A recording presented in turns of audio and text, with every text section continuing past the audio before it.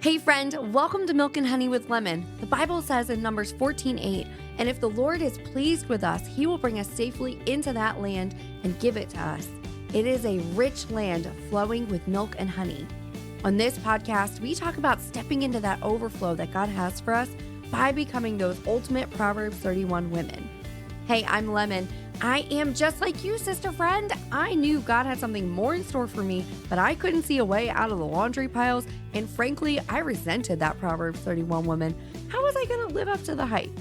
That is until I found out how to really step into becoming this Proverbs 31 woman through leadership development. In this podcast, you're going to find financial freedom, leadership growth, and motivation so you'll be able to do all the things God has called you to do with ease and really step into that land of milk and honey.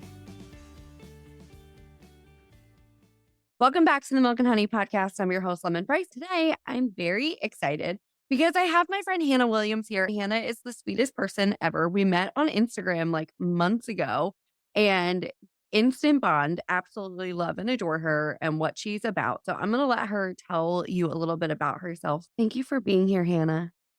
Thank you so much for having me. I'm so excited to be here. So I am a licensed esthetician. I'm going on my 8th year now as a licensed esthetician. I'm a permanent makeup artist, business owner. I opened my business in May of 2021. And I just really felt passionate about empowering women and providing services that make us feel good and can have a good experience. Years ago, I had a really good friend who they do mission work and stuff speak into me that we have purpose wherever we are, because I was feeling like I lacked purpose. I wasn't working in a church. I wasn't going on these mission trips. I wasn't doing anything that I thought was special. And I'm sitting there talking to a friend about it. And at this point in time, I was already a waxer, waxing people for a large corporate company and doing training for them. And I'm not doing anything special. They're like, what am I doing for the kingdom? And she just looked at me and she was like, Hannah, you touch people. And I'm like, yeah, I'd have to wax them. Like, they have to be touched. What do you expect? And she's, no, you're literally put in a room and having these vulnerable, intimate moments with people and having great conversations. And you have all the opportunity to be the light or to be that person that they need you to be, and to be able to be that light for the kingdom that maybe they sit there and wonder, what is it that's in her? And then, oh, now they're curious about Jesus. And it was, oh my gosh, you're so right. I never thought of it that way. When opening my business, that's what was so important to me, to just be this light. As crazy and bizarre as it sounds, there were and are so many moments that people come in for a wax. By the end, we're praying together, or they're crying, or they're just so happy leaving because they needed to be seen and heard and valued and reminded of their worth and their beauty. And that, especially in a world that is so physically focused, you got to be the prettiest and do the filters, have the most aesthetically pleasing things. We're all still human and we're not perfect. Comparison is the killer of joy. So the second we start comparing to what we're seeing online, what we're seeing other people doing, of course, we're not going to be as happy. If I could just remind women that you are beautiful the way that you are, it's like you're bashing the artist, you're bashing God. Would you ever look at a painting that an artist did and just be like, ew, why did you paint that? No, because that's going to offend the artist. So I look at ourselves and speak negatively because we're just then offending God, the artist. I love this. And I love one of the things this is why I brought Hannah on, because first of all, I love that you're 25.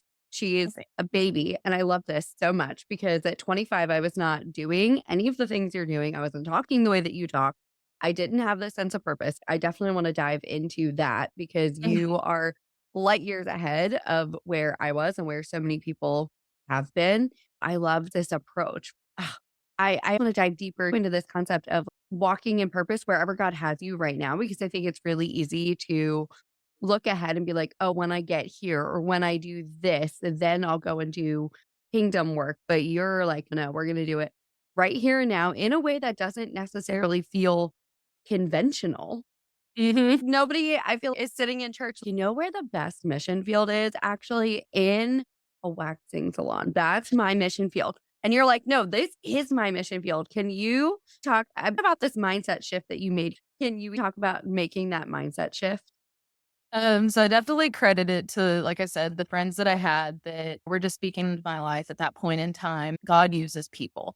The Holy Spirit speaks through us all the time. I firmly believe that was one of those moments. I'm very blessed and thankful that I was raised in a family to know Jesus. There are advantages to all of our stories and at what point we encounter Jesus and we have that shift. Everything we go through adds to that testimony. But for me, I was very thankful to be raised to know Jesus. I definitely strayed a little bit around the ages of 17, 18, 19. Thank goodness, though, I came right back. And it was people like that in my life reminding me how good God is, how he loves us so much and wants nothing for the best. He's a father. He wants us to succeed and thrive and be happy. That's another saying that I love. Thrive, don't just survive. He wants us to thrive, not just survive. At that point in time, I had still been in that coming out of straying. So really figuring out, what does life look? What am I supposed to be doing?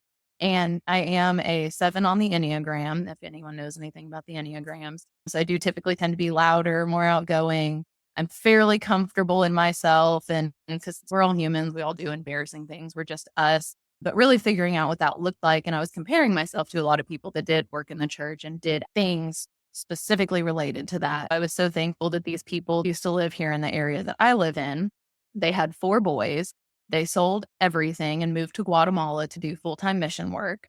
From there, they ended up moving to Lynchburg, Virginia, where they had felt like they had been called. She had been having dreams of the city of 7 Hills. They stopped in Lynchburg on their way to Tennessee to see some family, and it happened to be the city of 7 Hills. They decided to open a cafe as their way to mission to the community. They already had that mindset of you can serve wherever you're at, because at the end of the day, even a normal person walking into a coffee shop, getting some coffee, you have no idea what they've been through. And just that cashier having a smile on their face and giving them a good cup of coffee could be one of the best things that's happening in their day. And so that was the mindset they lived with, is regardless of where you are, you can reach someone. Another mindset they had that I've also taken on is people in the church already have Jesus and God. People outside the church don't always. And if you look at Jesus's life, Jesus went and hung out with the sinners. He hung out with the people that didn't know God to be that example and lead them to that. So that kind of feeds back into owning a business. I do a beauty business. People aren't coming there to know Jesus, but if I have an opportunity to be that light and guide them, why not? Having that moment of that struggle of purpose and just being reminded that it's trust God. He's also going to lead you. At the end of the day, when we want nothing but his will, we're never going to be disappointed. That's one of my favorite verses that was a mindset shift as well around that time that they were speaking this purpose into me of you can do it right where you're at. Be that light right where you are. I cannot remember the actual book of the Bible, but give me the desires of your heart, Lord. That verse, I feel like for me was always misunderstood. It's okay, God, I'm desiring this job or I'm desiring this relationship. Give it to me because my heart's desiring it. And they shifted my perspective and they're like, no, that is to ask God to give his desires to you so that you can be wanting what he also wants for your life. And that was another shift I began to have, that it was like, you know what, God, yeah, you're right. I don't want all these worldly things being pushed at us because we're going to be disappointed time and time again. But if I want what you're wanting for my life, I'm not going to be disappointed. So that became a shift in my prayers too of God, tell me what you want for my life so I know what to pursue. Help me to stop pursuing these worldly things that don't lead to anything. Help me to pursue what you want. Amidst those prayers, I kept having these doors that would open, these people that would come into my life, these amazing situations, remembering to stop and thank him for that. Thank you, God, for opening this door. Thank you for closing this door. That was another big thing that I struggled with for a long time, trusting when the doors were shut that it was from God, because we're human. We want what we want, and that can lead to disappointment. But if you're trusting God to know that he has something better, it's a lot less disappointing and a lot easier to trust and see, okay, it's a little disappointing, but I know you have something's better. So actually, while I was at that corporate company was when I very first-handedly experienced that and walked through that season then, because I wanted to grow with corporate. I wanted to keep climbing this ladder and doing better and making more money and whatever it may be. And there was someone I worked closely with who began doing things that I didn't morally or ethically agree with. And I originally tried to take a mindset of like, you know what? Not my circus, not my monkey. If that's what they want to do with their life, they can do that with their life and I can still coexist next to them. And it started to come down to things I needed to speak up about. She was actively cheating on her husband and disclosing a lot of those things to me. I took the mindset of, if that's what you want to do, whatever. I started to feel really convicted about that, that, you know what, Hannah, no, you're allowed to say, hey, I don't agree with that. I don't want to hear anything about that. I'm sorry. That's what you feel is okay, but that's not for me. This person also was using some really not great terms, very offensive terms, one of them being like the N word. This was around the 2020 time too, that a lot of that was being more brought to awareness. When I tried to say and do something about that, I was told that I couldn't be offended because I was white. And doors were beginning to shut in my face. Or it was like, hey, you just need to know your place. Keep your mouth shut. We just need the centers to keep running. And so, okay, there are all these things happening that aren't okay. I'm just supposed to be okay with it. Just because I'm white, that doesn't mean I can't be offended. What if my significant other was colored, or my dad, or whoever? In general, that's the problem with racism, is these people that think it's okay getting by with it because no one's saying anything. So it's like someone should be saying something and making it known that it's not okay. I just started to struggle and it became, God, I don't know what's going on here, but I'm feeling like I'm trying to do the right thing, but the door is being closed in my face, that I'm almost being pushed out. I almost went through a level of grieving what I thought the life I was going to have was going to be. But then again, that's where I just kept being reminded, and by my amazing parents and the people that I have in my life speaking that into me too, of like, Hannah, pray about it. All you can do is pray about it. God is the only one that can either give you the direction or do something about this situation, because obviously these people are not. And so that's began the prayer of, God, if this isn't what I'm supposed to do anymore, as much as I don't want this door to close it. And it was then becoming bitter about all of these situations that really pushed me to the point, okay, maybe I need to leave. Maybe I need to do something else. As much as I don't want to, in my own head, I thought I had this path already laid out. I'm going to grow with corporate. That wasn't what God had. And around that time, I'd actually met my now husband, who was also speaking those things into me too, of, no, you need to stand up for what's right. This is why these things continue to happen. And it was like, okay, you're right. I stood up. Now we don't know what else to do. We toyed with the idea of me getting out and opening my own business, but it was really scary. It was during the end of 2020, going into 2021. So that COVID stuff was all still really weird. And I just kept telling him, like, I don't know if I can make it though. Everything's so expensive. Like, I have to pay monthly to rent a room. I need to buy all this equipment. I need to hope that I have enough clients deep enough. And he was working for a school at the time, coaching and teaching. We all know that coaches and teachers do not get paid near enough money of what they deserve and what they have to deal with and go through. We were about to be getting a rent house together. I was actually going to be moving home with my parents for a period of time as well, just to save some money until we were able to get to a point of furthering our relationship. And he was just like, Hannah, I have a decent salary. Yeah, it's going to be tight, but make the jump. I believe you can do it. And it was like, okay, but that was a struggle I had to have with God too. God, am I really ready to leave this company? But remembering that you're opening these other doors and shutting this one. And I have to trust that. Now, 3 years later into my business, I own a building, I own a billboard. I have an amazing team of about 5 people. We're developing products online, all these things. I can look back and see, okay, God, thank you for shutting that door. Thank you for opening all these amazing other doors. I've had so many amazing people walk into my life. I've still continued to walk through some hard season, but that goes right back into growth is uncomfortable. And if you're not uncomfortable, then you're probably not growing. Pray about that. God, what do I need to be doing right now? Like the pruning concept, sometimes you have to remove certain leaves and branches to allow new ones to grow. And until we let him prune us, we may not be going anywhere. It's accepting that and being like willing to walk through that. So, yes. I love this whole conversation. There's so many things I want to talk about. I love, first of all, you talked about pruning. So it's Mhm. something we talk about in the Radiant Leadership Academy. It's one of the very first things we talk about. Michelle Schaefer, who created the whole thing, lives in wine country in California. She was talking to the growers and they pruned their vines back 90%. Wow. It's a 90% pruning process every single season. What they told her, this is so wild. They were like, if we don't do the pruning process, they're like, in the next season, it will still grow. There will still look lush, but it will Mhm. bear no fruit. And I was like, that's so fascinating. So if you want to have the harvest, you have to prune back these things. And it's violent and it's uncomfortable. Like prune. anytime I prune something, like, I feel so bad. It looks violent, it looks aggressive, it's uncomfortable, but I love that you're at this place like, "Okay, God, if you're shutting this door, then it's for a purpose, and I can trust that purpose." I kind of love being in that place, you know what I mean? Almost where Mhm. you've gone through it enough to be like, "Alright, Lord, this kind of sucks." Like, this whole Yep. thing is not comfortable, I'm not enjoying myself. However, I know that you're gonna do something with it, so I'm just gonna trust this very uncomfortable process that I'm in, and I love that Mhm. you did that. Also, I love how insanely supportive your husband is. I think it is so important and it hurts my heart so bad every time I talk to a woman who tells me my spouse doesn't support what I'm doing. I'm like, that wrecks me to the Mhm. core. I'm like, I hate it for you because I just think it is so important to have your spouse be on the same page. And I love like your husband sounds like mine, where he's just whatever, just go for it. Like we'll figure it out. Yes. It was the same thing when I closed my marketing agency. I was the breadwinner at the time. And he had taken a job that he really loved, but it paid less. You find the job you really love and it just doesn't pay you what you should be paid. Yeah.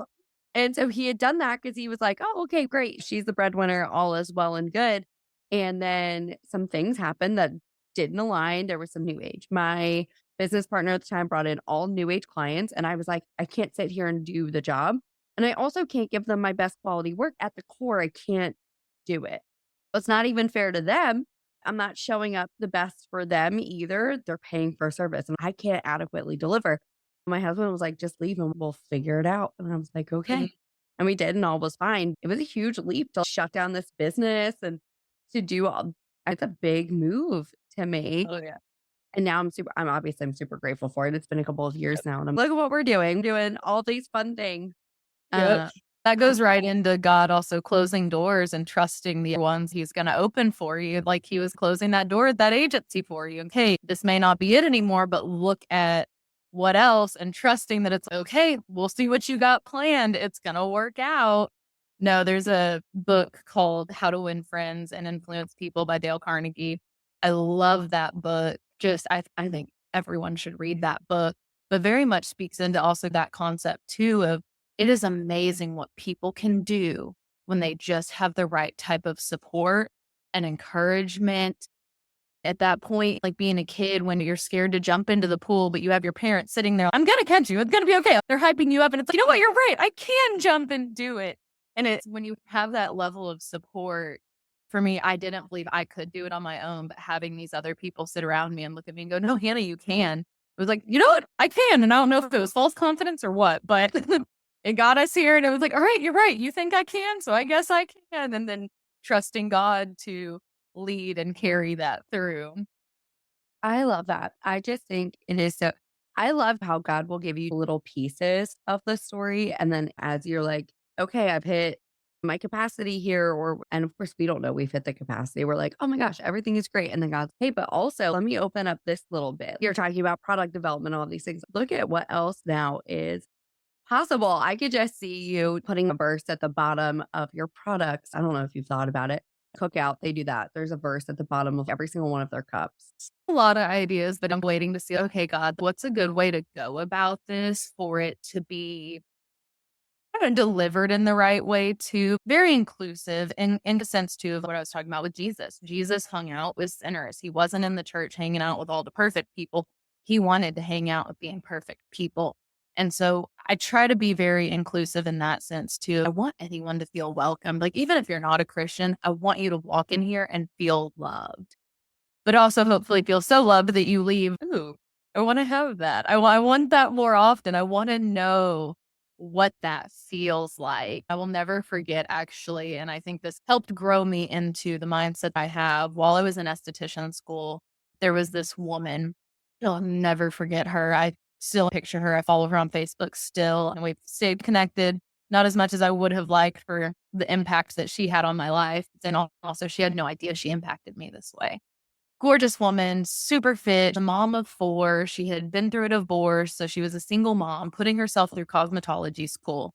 And every day that I showed up to school, she had the biggest smile. She was so happy. She was this light that everyone just noticed, but she was the kindest person on planet Earth. We had some brief interactions, but her being so nice, those moments just stuck with me. What is it about her that she is just so bright and amazing? So finally one day I was just like, okay, Hannah, just ask her. Just go up to her and ask, how are you so happy all the time? How do you shine like this? I will never forget. She had no hesitation in her voice and the biggest smile too. I'm nervous. I'm young, like 17, 18. Hi, how are you so happy? Like, how are you so bright all the time? Because I would love to encompass more of that. And just the sheer just Jesus. And I just remember sitting there, oh, and she was like, yeah, girl, I love Jesus. I have Jesus in my heart, and it's Jesus that keeps me going every day. And I was just like, oh, no one has ever answered like she was like, Jesus. And I was like, oh, awesome, thank you. And I just sat there and it was like, oh my gosh, duh.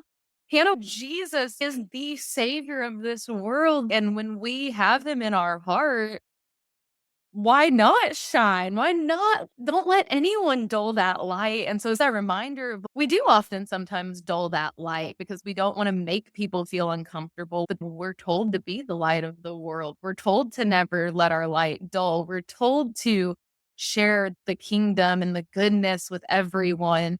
As I continued to grow, I started to realize, yeah, just let that light shine. And you know what? If someone's having a bad day and it's my smile and my kindness that brightens their day, maybe they'll also come back and be like, hey, what is it about you? And I can then have that opportunity to say, Jesus. And maybe someone else will then, you know what? I want more of that. And I want to be that bright. I will never forget that moment of simple Jesus. And that's how it should be as a Christian. That should be our answer as to why we're happy or thriving. It's because of Jesus. It's because of the blessings. And regardless of what we're walking through, we should be thankful to have another day, thankful to have the families that we do, thankful to have the relationships and these opportunities. And even I learned in the recent hardships of, just growing business, being thankful for those hardships instead of, oh, this is exhausting, God. When is it going to end? But you know what? Thank you that you are allowing me to walk through something difficult and to have the opportunity to grow from it. Thank you for these first world problems because so many people have so many worse problems. Even recently, we had gone on our honeymoon in April to Jamaica. Gosh, Jamaica was so beautiful and the people were so kind and amazing. But sitting on the beach one day, this woman serving us, we had asked, oh, is it going to rain today? It just looked a little cloudy and gray. And she made a comment like, oh, I hope so. We live off of rainwater. And me and my husband were just, oh, we had no idea they lived off rainwater. We weren't concerned about our vacation, but she thought we were. So she immediately was like, oh my gosh, no, but I hope it doesn't rain. So you enjoy your vacation. Both of us were just like, no, ma'am, we hope it rains. That is what we hope for. But then having that little reminder of, oh my gosh, here are these people praying for rain so that they can have drinking water, so that they can cook, so that they can do their laundry. And here we are being so inconvenienced because, oh, we have to make another social media post or do our laundry and drive to all these places and pick up our groceries or do whatever. And it was like, wow, thank you for these first world problems. Thank you that we're not concerned about where our water is coming and that we are more concerned about how we're going to pay our mortgage or whatever it may be. But thank you for that type of hardship because that's a blessing that we even have this life to worry about those things because at the end of the day, those are all the things that don't really matter. What matters more is our eternity and the eternal life that we're going to have with Jesus and God and heaven. And what matters so much more too is how we're affecting the people around us, whether we're being a light in this world or not. I would rather die knowing that I was a light and helped so many other people versus dying with a big house and nice cars. It's so funny you say that because that's how I found Jesus too. Is my neighbor. I asked her how her and her husband were so happy, and she was like, Jesus. But I wasn't raised in a Christian household. So I was like, that was profound for me. Yeah. I was like 24 and I was like, what are you even saying to me, lady? I didn't know. But now 10 years later, I'm like, ooh, that hit very differently. And that was also God planting that seed. So before we go, I would love if you would give a final piece of advice to people listening who are like, I don't think what I do is super important or whatever it is. What would you say to them? Man, I I would just say be a light wherever you can be. Even if you're in a gas station buying a drink, that person that walked in behind you, you don't know if they maybe just lost a loved one, lost their job, or had a miscarriage. Simply just smiling and being that light, showing a little bit of kindness, holding the door for them. That may be one of the best things that happens to them. So just being that light where you are and then trusting God to lead you into what he has for you and wanting nothing but his will. I mean, that was the biggest pivotal moment for me, is really praying, God, what are your desires for my life? Help me to desire nothing but that, but also wanting God's will so badly for my life that I really don't want anything that my humanness wants. I pray about that often too. God, is this me wanting it, or is this you wanting this for my life? And if it's me, God, please get rid of it. Prune me. Take those branches from me. I don't want that. I want what you're going to give me. Praying too that he will help us to be content with that, to be happy with that, to do with what he is giving us opportunity to do. And I really think that at the end of the day, don't fear what's going to happen next. God didn't give us a spirit of fear, but a spirit of sound mind. Instead, want what he wants so bad and trust that it's going to be amazing. Because when you do that, I think that we are all so shocked often of what does actually end up happening, but that it's always so much better. He wants nothing but good for us. He's that father that loves us. He doesn't want to see us struggle. He wants to see us being happy, succeeding, and having amazing relationships. And it goes even into that concept of wealth. I don't look at wealth as having the most money and living the most comfortable life. I look at wealth as an abundance of love and amazing relationships. At the end of the day, when we're all on our deathbed, even God waits till the end of a man's life to judge them. So who are we to judge at the end of my life when God does judge everything? I hope that he sees that I wanted nothing but what he wanted for my life. And when we just trust that and trust those doors that he opens and walk through them, it is amazing what he can do. It can be scary sometimes when you're trusting him and he's pushing you to that breaking point, but the mountaintops are so much sweeter once you've been in the valleys. And so that's what I always try to remember is it may suck right now, but wait till you get to that mountaintop and it is so much sweeter. I love this. I feel like we could talk for eons, to be honest. You just have such depth. Do you? I can't wait to see what Hannah at 35 is saying and what Hannah at 50 has to say, because I just know like God is taking you through something so big and has just poured out his spirit to you in such an incredible way. And I feel honored that you are my friend and I get to know you. Same. Same for you, though. I'm so honored and blessed to know you because you are seriously such a light and truly living like what God is putting on your heart and trusting him to continue to bring all that to fruition. You're walking through that, and that's amazing. It's such an inspiration to see. Oh my gosh, friend, thank you. So, where can everybody go connect with you?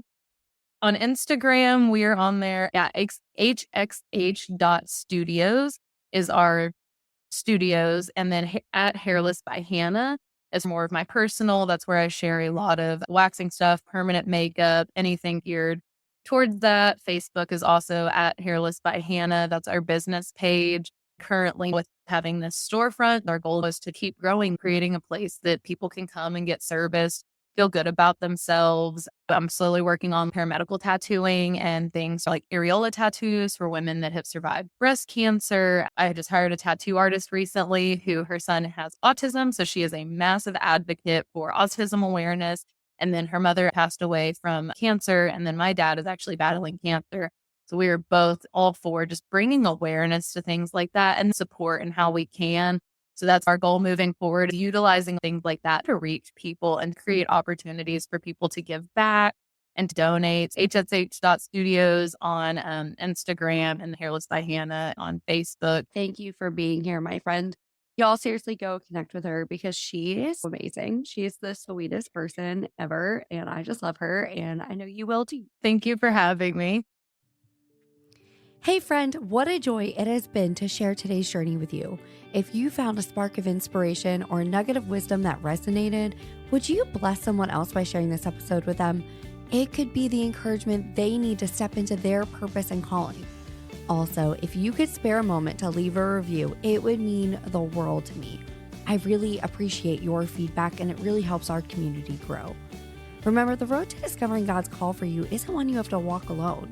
So join me again next Monday for another episode where we'll continue to explore the depths of leadership and the heights of our heavenly calling.